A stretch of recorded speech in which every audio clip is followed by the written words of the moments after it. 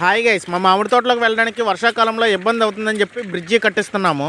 మేము ముందుగా జేసీబీ తోటి 20 అడుగులు పొడవు 20 అడుగులు వెడల్పు ఒక కాలువ తీయించాము. తర్వాత కాలువలో 12 అంగుళాల హైట్ కాంక్రీట్ వేసాము. 12 అంగుళాల కాంక్రీట్ పైన 8 తోరలు సెట్ చేసి తోరకే ఒక అడుగు గ్యాప్ ఉంచాము. ఆ గ్యాప్ లో కాంక్రీట్ ఫుల్ చేస్తున్నాము. ఇక్కడ పనిచేసిన మేస్త్రులు కాంక్రీట్ అంత ఎక్కువగా అవసరం లేదని చెప్పారు. అయినా సరే మేము ఖర్చుకి రాజీ పడలేదు. తోరకే మధ్యలోని కాంక్రీట్ వేసుకోవడానికి తోరల పైన ఈ విధంగా చెక్కలు అమర్చారు. కాలువ ఇన్సైడ్ సెంటరింగ్ ఈ విధంగా సెట్ చేశారు. సీట్లు ఎంతవరకు సెట్ చేశారో అంతవరకు కాంక్రీట్ అయితే వస్తుంది. ఆ కాంక్రీట్ పైన మళ్ళీ 12 అంగుళాల సీసీ రోడ్ అయితే వేస్తాము. లాంగ్ షాట్ లో చూడండి, ఈ విధంగా గ్యాప్ కనిపిస్తుంది. ఈ గ్యాప్ల మధ్యలోనే కాంక్రీట్ వేస్తున్నాము.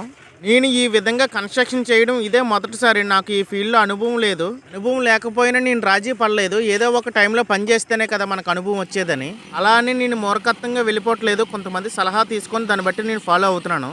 కాంక్రీట్ వేసిన తర్వాత వైబ్రేటర్తో ఈ విధంగా వైబ్రేట్ చేస్తారు. మధ్యలో గ్యాప్ ఉంటే ఆ గ్యాప్ ఫుల్ అవుతుంది. నేను వర్క్ చేసే విధానం మీకు నచ్చినట్టయితే please like and share, subscribe.